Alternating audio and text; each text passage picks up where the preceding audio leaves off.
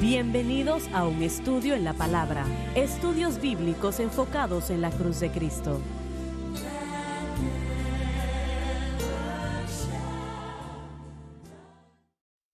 Bienvenidos hoy a un estudio en la palabra. Soy el evangelista Jimmy Swaggart junto a Lauren Larson, el doctor David Watts, Don Paul Gray, Josh Rosenstern y Dave Smith. Como la mayoría sabe, nosotros estamos estudiando el libro de Romanos. Y yo quiero decir que es el mayor libro en toda la Biblia, pero realmente no me gusta poner un libro por encima de otro porque todos son la palabra de Dios. Pero Romanos nos dice el nuevo pacto. ¿Qué es el nuevo pacto? Por todo lo que Jesucristo murió en la cruz del Calvario, el gran precio que Él pagó. Y como mencionamos varias veces en previas programaciones, este momento en particular en la historia, el nuevo pacto, ¿no? Que fue entregado, considero al apóstol Pablo, Jesucristo es el nuevo pacto.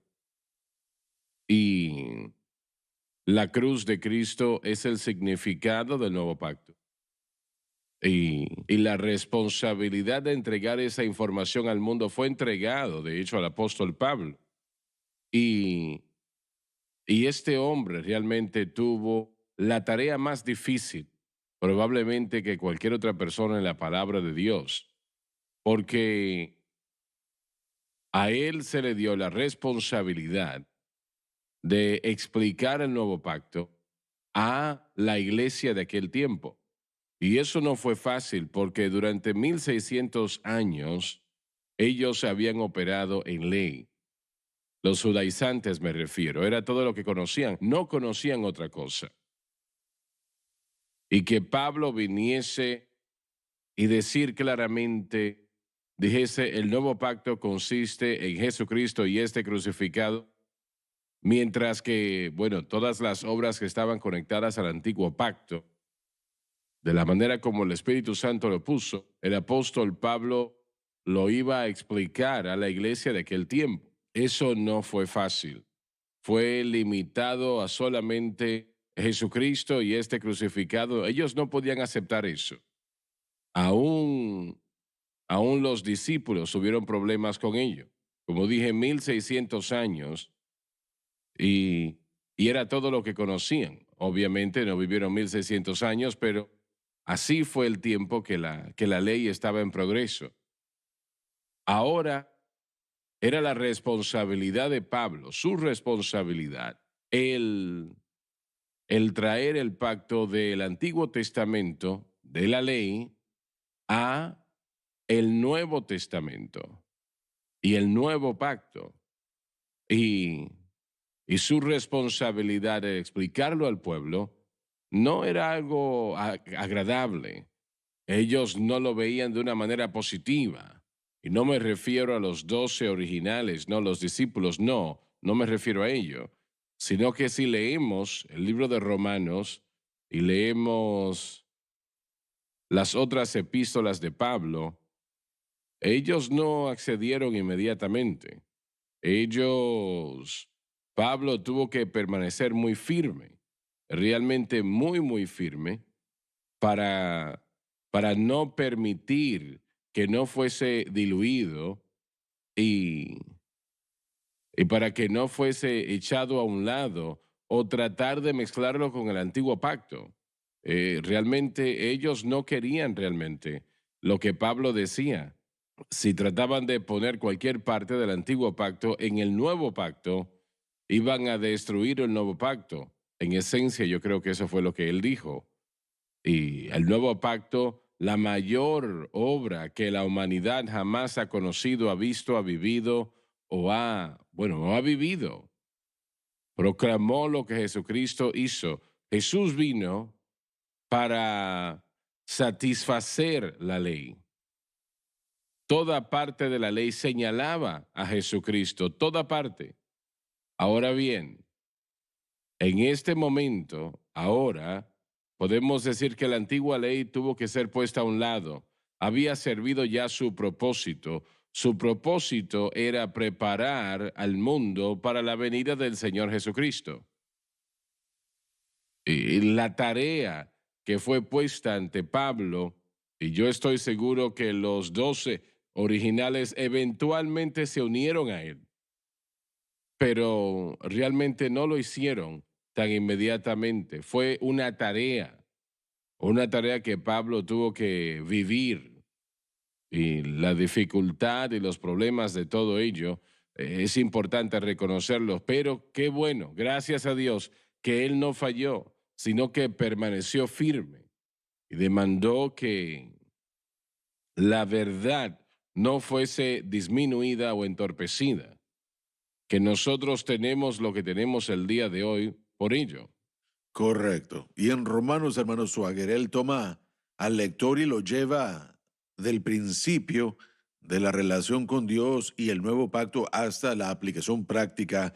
Él Un comienza momento, ¿a con, qué te refieres con aplicación bueno, él práctica? comienza con el hecho de que todos están perdidos en los primeros tres Dos capítulos. capítulos, capítulo Sí, 3 de y Romanos. después él trata bueno, con la solución de la separación de Dios con el hombre, que es la justificación, y después el avance de la santificación, el crecimiento después de estar en el fundamento de la justificación. Pero piensas que los creyentes de aquel tiempo, cuando Pablo dice todo lo que tienen que hacer para ser salvos es aceptar a Jesucristo como su Salvador y creerlo. Y ninguna obra está envuelta, las obras van a debilitar y destruir. ¿Piensas que ese fue el problema principal? Creo que era uno de los problemas principales que usted ya ha mencionado, el problema principal, y esos fueron los 1600 años de ley, y esa ley fue dada por Dios a Moisés. Ahora, la comunidad judía y los judíos en todo el mundo no estaban listos para poder dejar la ley inmediatamente, y usted lo puede entender. La ley fue dada a gente que en la mente de Dios ya era salva, ya era justificada, así que no era para justificar, era para enseñarle a la gente a tener una relación con Dios y con uno mismo. Pero solo fue, como usted ya lo dijo, transitorio, solo fue temporal. Así que Pablo tuvo la responsabilidad bueno, el privilegio y la responsabilidad, y en ciertas ocasiones el quebranto, de tratar de traer al pueblo judío al conocimiento de que este era el nuevo pacto profetizado, y tenía que explicarle el contenido a ellos, pero ellos tenían que dejar ciertas ideologías Bueno, antiguas. pero ¿piensan ustedes que el Señor en un momento específico, después de 20, 30, 40 años de la iglesia primitiva, dijo, esto tiene que detenerse? Él destruyó el templo a través de Tito. Lo hizo así porque sin el templo no podían guardar la ley. Sí, amén. Era una gran parte de la ley. Y sin ese templo, estando destruido, no lo podían hacer. Y yo creo que Dios provocó eso. Sí, yo estaría de acuerdo con usted, pero recordemos que la diáspora, los judíos habían sido esparcidos por toda la tierra de aquel entonces. La tierra de aquel entonces, bueno, había existido sin el templo ya durante mucho tiempo, y se habían enfocado primordialmente en los días de fiesta o en los días de descanso, en las leyes dietéticas y la circuncisión para marcarlos como el pueblo de Dios. Porque una gran cantidad de judíos que habían aceptado a Cristo y estaban tornando su espalda a Cristo en un momento específico, no todos, pero muchos sí lo hicieron. Y eso causó a Pablo tremendos problemas. Y en segundo lugar, me parece que es la razón por la cual escribió, y él escribió el libro de Romanos, así lo creo, para tratar de decirles, ustedes están retrocediendo a la ley. Correcto, y Hebreos no habría tenido nada de sentido si el templo aún estuviera activado, así que ponemos Hebreos en el 68 o en algunas de esas fechas, más o menos por las fechas que se escribió, y entonces lo que usted está diciendo cae dentro del margen, pero sí hubo una migración de vuelta a la ley, pero siempre la ha habido. Estamos experimentándolo el día de hoy en la iglesia, Eso es verdad, es porque, verdad. bueno, porque es fácil operar por obras más que por la fe y gracia. Ahora, nosotros hemos tocado el versículo 24 desde la previa programación, pero quiero empezar allí otra Hermano vez. Swagger, si me permite decir algo Sí, antes de llegar a claro. la escritura de hoy, lo que usted dijo creo que es extremadamente importante. Primeramente, Jesucristo había dicho que el templo iba a ser destruido. Teníamos las profecías de que Dios iba a esparcir a Así su es. pueblo. Así que Así todas es. estas cosas iban a suceder simplemente porque el Señor lo había profetizado. Número uno. Ahora, número dos, hay muchos cumplimientos que podemos ver, digo muchos, múltiples, mejor sería la palabra. Y la mayor sería la que está por venir, la reunión del pueblo de Israel. El gran cumplimiento será el del futuro, cuando estén cerca de la destrucción y Él regrese en la segunda venida. Y finalmente, Israel, hablando a nivel nacional, reconocerá a Jesucristo como Mesías y su Redentor también. Pero Jesús dio en los evangelios una noción de que un hombre no toma el vino nuevo y lo pone en una odre antigua, porque hará que se reviente Así la es. odre. Así Y eso es. es algo muy significativo porque esas odres viejas no tenían la capacidad de tener o retener ese nuevo vino por el proceso de fermentación, todo lo que sucedía. Esa odre no podía con el vino nuevo, tenía que ser una odre nueva. Y eso es importante porque si uno lo pone en el antiguo, se va a reventar y ahora se pierde el vino y la odre. Es una doble pérdida. Y dirán que el viejo es Bueno, mejor, ¿no? sí, bueno, para el antiguo, pero para el nuevo vino y para el nuevo contenedor, por decirlo así, todo lo que venga con el nuevo pacto, la ley es insuficiente desde el principio. Somos insuficientes nuestros esfuerzos y la ley misma, de hecho, es insuficiente. Ahora, lo que quiero decir, ya estamos a punto de la pausa y no voy a poder terminar, pero lo quiero decir de esta manera. Hay muchísimo más en este mejor pacto basándonos en mejores promesas que es el nuevo pacto y cuando uno lo compara al antiguo, es obsoleto, es arcaico y no No puede hay retener comparación, nada. no hay comparación. Estás en lo cierto, Josh, se terminó el tiempo. En este segmento ya volvemos.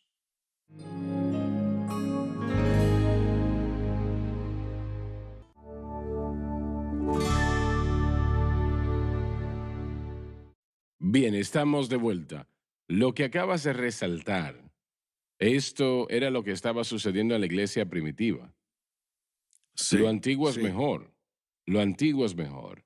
Y yo nunca he consumido ningún tipo de vino en mi vida, pero yo creo que en lo natural, olvidemos lo espiritual, en lo natural, lo antiguo era mejor, ¿no? Bueno, en cuanto a añejamiento, sí, pero estamos hablando de la fermentación y del proceso en cuanto a la Sí, yo no estoy aplicación. hablando de Sí, espiritual, estoy bueno, del hablando vino del... físicamente sé tanto como usted sobre ese tema, como yo. Bueno, mejor hablemos con el Como experimentado yo acá. soy el Creo que, borracho bueno, del solo él. grupo. Bueno, Todo el Sí, mundo está sí, sí, mirando sí, para es ese que, lado. pero todos hemos ido a fiestas sí, de cumpleaños, ¿verdad? correcto. Todo el proceso que estamos tratando de describir es que lo que quiso decir Jesús es que cuando uno está acostumbrado a algo, uno no cambia. Exacto, Y realmente exacto. era todo lo que él quería decir ahí en ese pensamiento. Y es muy cierto. Somos personas de hábitos, somos criaturas de hábitos. No cambien mis costumbres, especialmente si yo tengo ya la rutina bien y después me cambian todo. Y a lo largo de Romanos es interesante que la mayoría de eruditos ven a Pablo escribiendo la carta a una persona que no existe, a un judío en Roma. Y él regresa y hace preguntas y responde a preguntas que este judío tal vez puede tener relativamente a su doctrina y sus pensamientos y teología. Pero aún así, el justo por la fe vivirá, no Correcto. guardando la ley. No había salvación en la ley. No. Y ellos eran salvos por la fe, evidenciando fe en la palabra de Dios y lo que la ley representaba, como lo puedo entender, ¿no?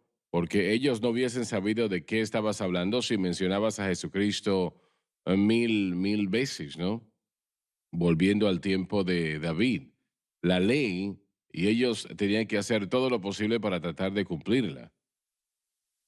El Señor los llamó a hacer eso, ¿no? Sí. Pero eso no lo salvó tampoco. No, y honestamente, la escolaridad actual está revisando algunas de las enseñanzas de los rabinos de aquel entonces y ellos dicen que los rabinos estaban enseñando justificación por fe, lo cual tendría sentido. Pero Dices que lo estaban que haciendo. sí, Bueno, no lo correcto, dudo. que los rabinos siempre enseñaban, o tal vez no siempre, pero que sí había una influencia. Pero una vez más, ya que entramos a Disculpa, lo pero ¿eso religioso, los hubiese salvado? no. Ellos enseñaban que la justificación era por fe y la ley jamás fue dada como una medida de salvación. La ley, una vez más, era la guía para aquella persona que era salva pudiera vivir bien. Era una protección en una Después de medida. que habían evidenciado fe. Exacto. Y eso sería cierto también de el israelita que saldría de Egipto. Habría sido salvo por fe en la Pascua y después instruido para vivir para Dios unos meses después en el Sinaí. Así que todo eso es la progresión natural, pero lo que Pablo dice es que habían cosas que la ley no pudo hacer y en Hebreos vemos que dice que la ley era obsoleta y cuando Jesús llegó y creó un nuevo orden para el sumo sacerdote fue un ejemplo del cómo, por qué la ley en su totalidad tenía que cambiar y ser vista como obsoleta. Pero lo que usted ha presentado es la lucha que Pablo tuvo al presentar el nuevo pacto, traerlo a la luz y ponerlo bajo la lupa para que la gente lo aceptara después de 1600 años del antiguo. Pero ¿no es eso lo mismo que está sucediendo? La mayoría de la gente que se llama cristiana está más interesada en guardar una ley, sea establecidos por ellos o por la iglesia o quien sea. No le llaman ley. Obras, pero en vez de tener una fe sencilla en quién es Cristo y lo que Él hizo en la cruz, no es la religión, es lo que la mayoría de la gente... Si usted le da al hombre una oportunidad, siempre va a Sí. escoger las obras porque es algo que él puede ver, es algo que él puede controlar. Sin embargo, la fe y la gracia es confiar en algo que yo no puedo ver. Bueno, respóndame a lo siguiente, por favor. En las iglesias nominales, digamos así, todo lo que sucede en el momento de conversión, alegadamente, es que la persona le da la mano al predicador. En la iglesia de Cristo allí es cuando son bautizados en las aguas. Esas personas son salvas y yo sé que la respuesta de eso sería algunos sí, otros no. Pero ¿verdaderamente aceptan a Cristo? Sé que algunos sí, pero la mayoría ¿realmente aceptan a Jesucristo? Yo no. Yo fui y le di la mano al predicador y él me preguntó, ¿crees que Jesucristo es el Hijo de Dios? Y yo le dije sí. Pero él nunca me preguntó de ser un pecador, arrepentirme del pecado, aceptando a A Cristo eso como me Salvador y refiero, a Señor. eso me Sí, refiero. Sí, Sí, ese fui miren, yo. nuestro predicador cuando yo era joven, sí, él siempre, mamá siempre decía que trataba de salvarme todos los fines de semana, pero sí era fuerte y yo sí respondí a una invitación junto a mi hermano mayor cuando tenía 8 años de edad. Pero, hermano Swagger, yo no entendía el hecho de que yo era un pecador. Así que, aunque mi situación era diferente, Pero yo me alejé. ese predicador predicaba sobre esas Él cosas. predicaba contra el pecado fuertemente. Predicaba que Cristo era el único camino. Yo conocía la historia bíblica, conocía el plan de redención. El problema era, creo que la primera revelación que cualquier hombre puede y debe tener antes de la salvación es el hecho de que es un pecador, que está separado de Dios. Uno tiene que sentirse perdido antes de buscar a un Salvador. Y yo simplemente tenía la mentalidad a los 8 años de edad que esto es lo que debemos hacer, como ir a la escuela. Y la evidencia era que no hubo ningún tipo de cambio de corazón en mí como resultado de esa experiencia. Sí. Tengo a un conocido, un amigo de un amigo mío, en el área de Dallas, un hombre de negocios muy exitoso. Y él es el tipo de persona como en la iglesia de mi amigo, ellos estaban construyendo pozos de agua en cierta área de África y él les dio un cheque de $50,000 y les dijo que podían construir todo lo que pudieran con ese dinero o si la iglesia necesitaba aire acondicionado o algo así, aquí está.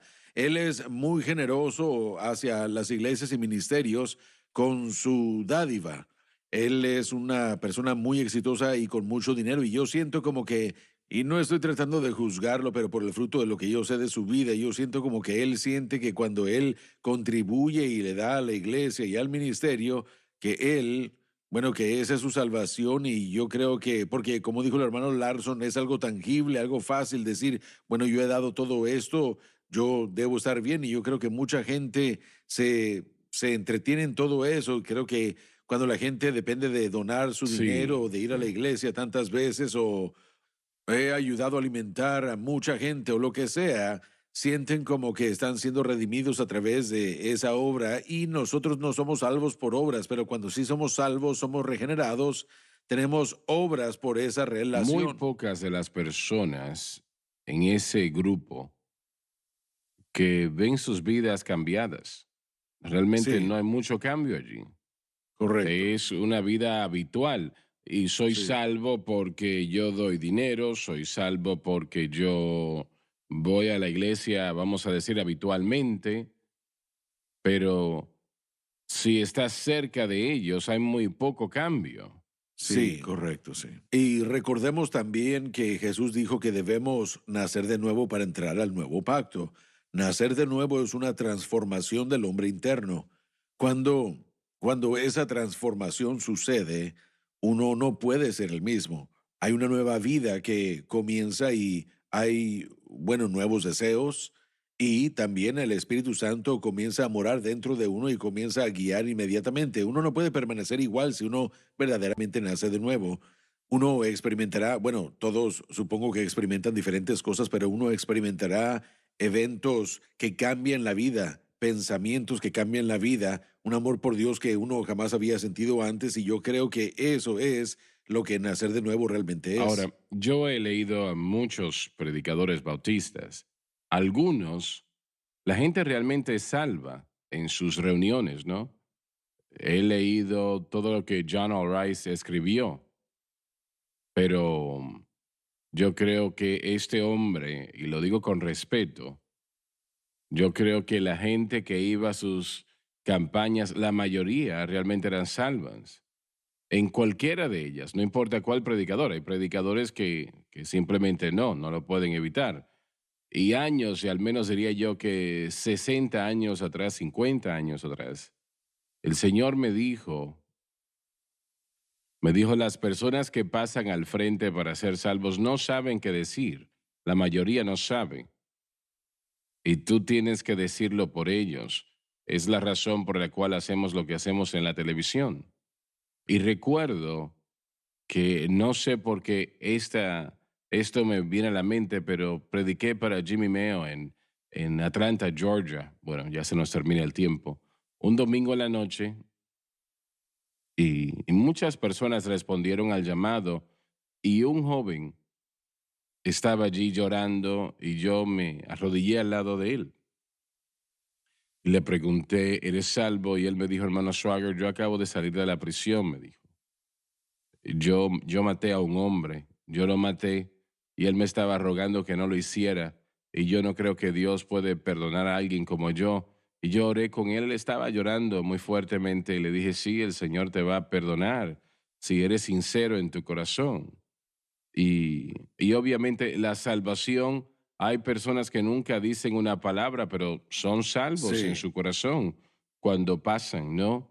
Y hay otros que dicen todo tipo de gestos y su vida no cambia, Sí, ¿no? sí.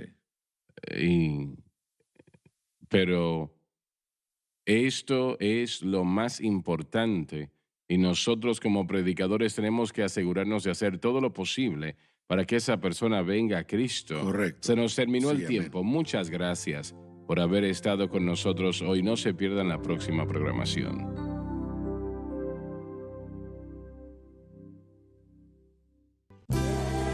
Gracias por acompañarnos en un estudio en la palabra.